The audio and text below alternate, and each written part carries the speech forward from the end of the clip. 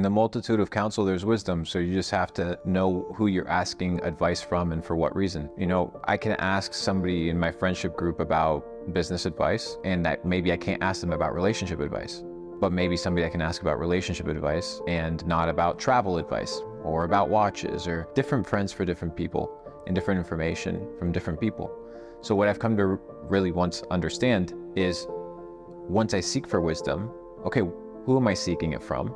And what is their intention when they talk to me? Mm-hmm. Are they trying to persuade me? Are they trying to seduce me? Are they trying to lie to me? Or even if they have their best interest in mind, are they even qualified to give me their wisdom and their advice? Are they even intelligent? A lot of people talk. Most people don't have the credentials to back up their thoughts. And ego hubris gives you the confidence that makes you feel like your thought is worth something, when most thoughts are actually worthless. That's why when you say something out loud that you were thinking about, you're like, okay, well, that was kind of dumb. Or that joke actually wasn't that funny. Because sometimes we think things that are not real. And many times we want to give advice about things that we shouldn't be giving advice about.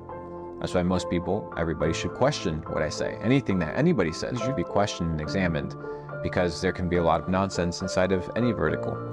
So take advice. In the multitude of counsel, there's wisdom, but ask yourself, is the person that I'm taking advice from somebody worth listening to? Is this person living the life or has done what I want to do? And do they have the expertise and pedigree and experience to actually give me this information and advice? And if the answer is no, then don't listen to them. If the answer is yes, take it, analyze it, and act. What do you learn from 9/11? Okay, that it was an inside job. Okay, cool. What does that tell you? That there's going to be more of them. What does that tell me? That I need to get rich and get out so that I'm not bound to the system. Whatever vertical you take me down, the first solution, the first thing is self-develop, have a good spiritual relationship with God, and then make some money. Yeah.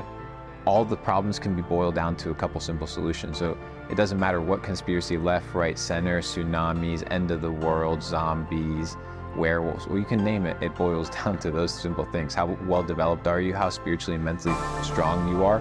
And do you have money to be able to output any bad situation? Yeah. Yeah.